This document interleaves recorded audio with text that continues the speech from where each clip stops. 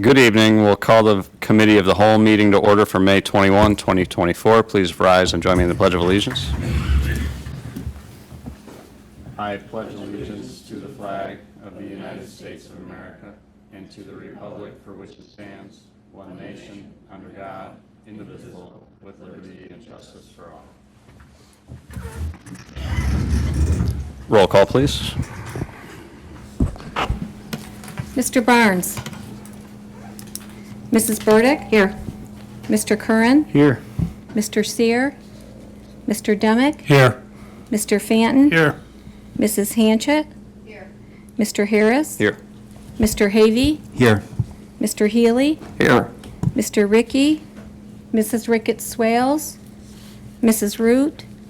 Mr. Rumfelt? Here. Mr. Stockin? 10 members present, 5 absent. Thank you, ma'am.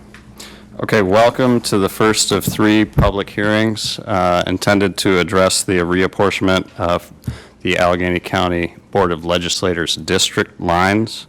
The way this is going to run tonight is I'm just going to do a real quick overview of the why and the what and the when for those of you who are in the audience today, and also for those of you who are watching online. And then we will hear public comment, and that will conclude our business for the evening. So if you could bring up that presentation, please.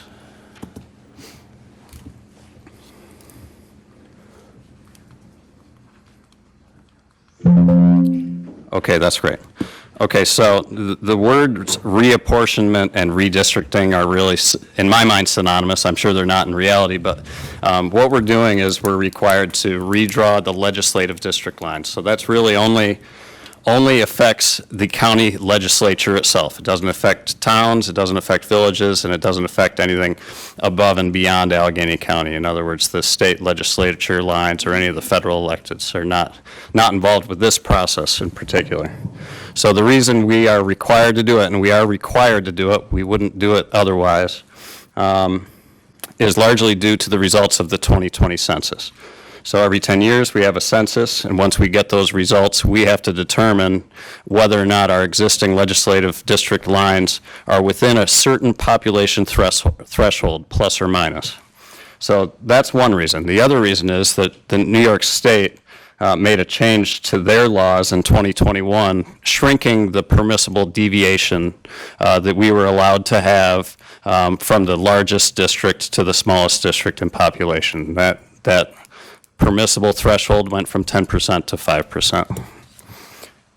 Either way, it wouldn't have mattered because of the results of the 2020 census shows that our largest district, which is District 1, that district in the northwest corner of the county, is much, much larger than our smallest district, District 4, which is Wellsville and Andover.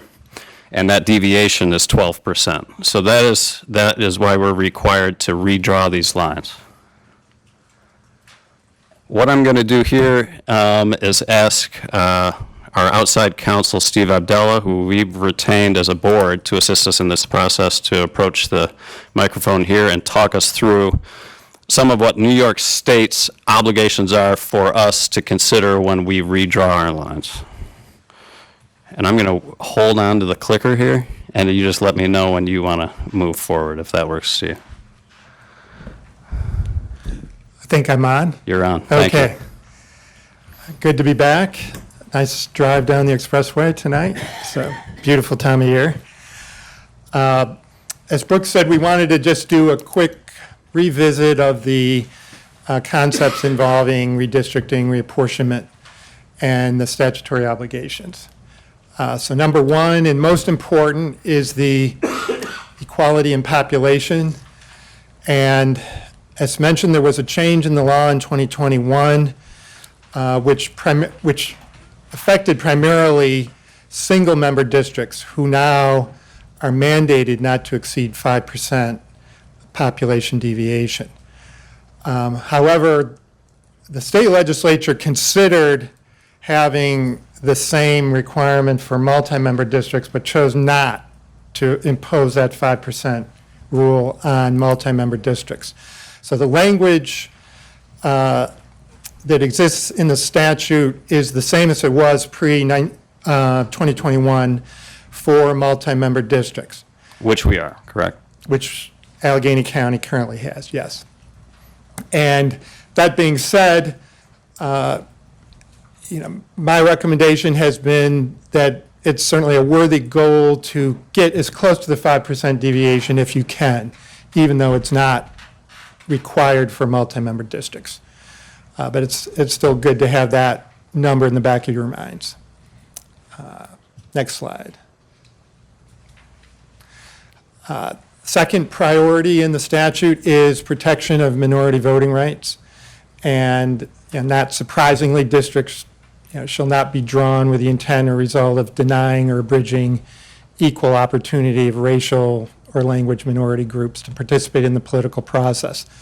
Something we see litigated around the country, but not a issue that has a big impact for Allegheny County.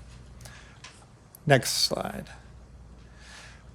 Again, a not surprising requirement is that districts must be completely contiguous with no intervening districts. So you can't have districts that have towns separated in a patchwork all over the county being in districts. They have to be contiguous to one another.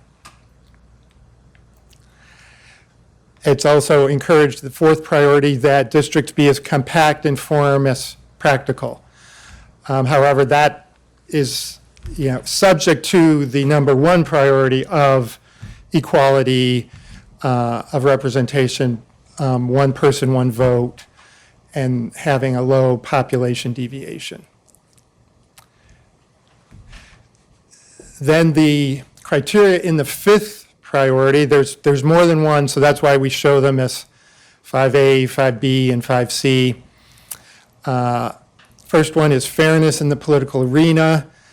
Districts shall not be drawn to discourage competition or for the purpose of favoring or disfavoring incumbents or other particular candidates of political parties. 5B, in doing your redistricting plan, you're to consider the pre-existing political subdivisions and the pre-existing districts that you have. In that respect, the statute states that no villages or cities or towns, except those having more than 40% of a full ratio for each district, shall be divided. And in the case of Allegheny County, if you use 5 multi-member districts, under this statutory priority, the only towns and villages that should be considered at all for a split would be Alfred and the town and village of Wellsville. 5C, the fifth level priority is that you can also consider communities of interest, which would be existing neighborhoods, population groups, and subdivisions. And it could be anything that could constitute a community for purposes of the locale that you're in, and that could be different depending where you are. But that can sometimes be urban versus rural, could be certainly possibly school district lines and other jurisdictional lines, district lines that might exist. And then the last criteria, I think, on our list is that districts shall be formed so as to promote the orderly and efficient administration of elections. And I think you had representatives of the Board of Elections at your prior meetings who spoke to that aspect of it. And in that regard, you can want to avoid having to create additional election districts, which would happen if you split towns or split villages in some cases. But that is the last criteria. Okay, I'll take this part, Steve. Okay. Appreciate it. As the slide indicates, we are required through this process to hold a public hearing. Traditionally, what happens is the local law is introduced, which would detail a particular map. And then after that point, the public would be allowed to, or asked to address the board and give comment on that map. We're doing this public hearing first, which is kind of an additional public hearing, and we're calling it an informal public hearing, although it doesn't feel very informal to me, for the purposes of hearing public comment before we decide upon one map to bring forward through a local law.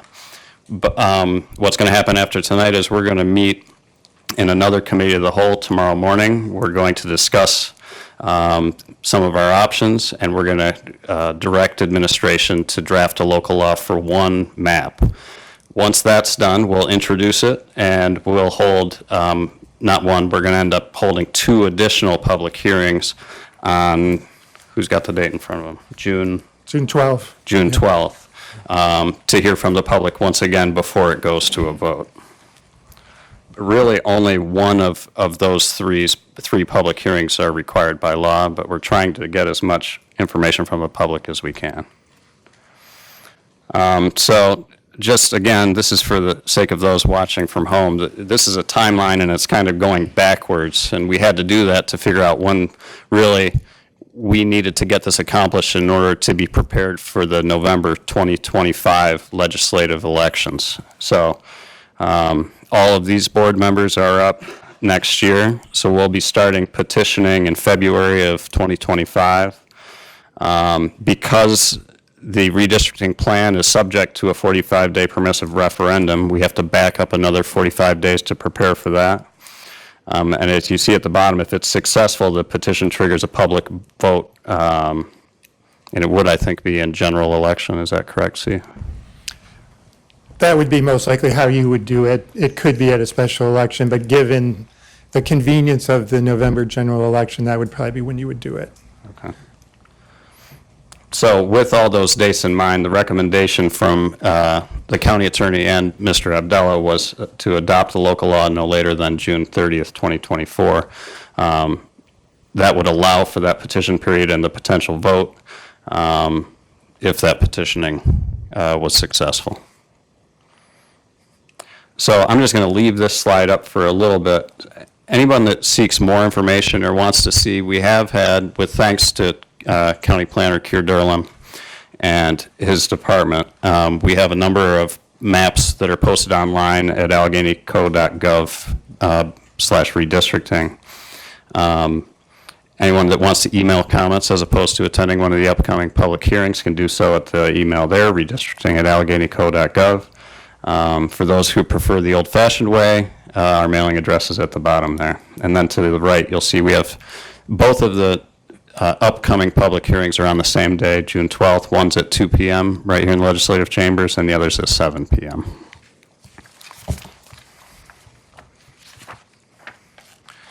So I'm guessing there's no questions from the board. We've been over this a number of times, but if there is, we can take some questions or comments before we move to the public hearing portion.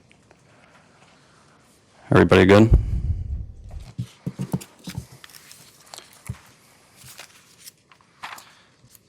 Okay, thanks again, Steve. Okay, this portion of the meeting is designated for public comment to address the reapportionment of Allegheny County's legislative districts. Each member of the public who wishes to address the Board of Legislators must complete the sign-in sheet at the back of the room prior to being recognized. Members of the public who will be called forward to address the board in the order in which they are listed on the sign-in sheet. We ask that speakers identify themselves for the record by stating their name and town of residence. Please remember to limit your comments this evening to the subject of the Allegheny County reapportionment process. Are there any members of the public who wish to address the board at this time? Yes? Oh, thank goodness.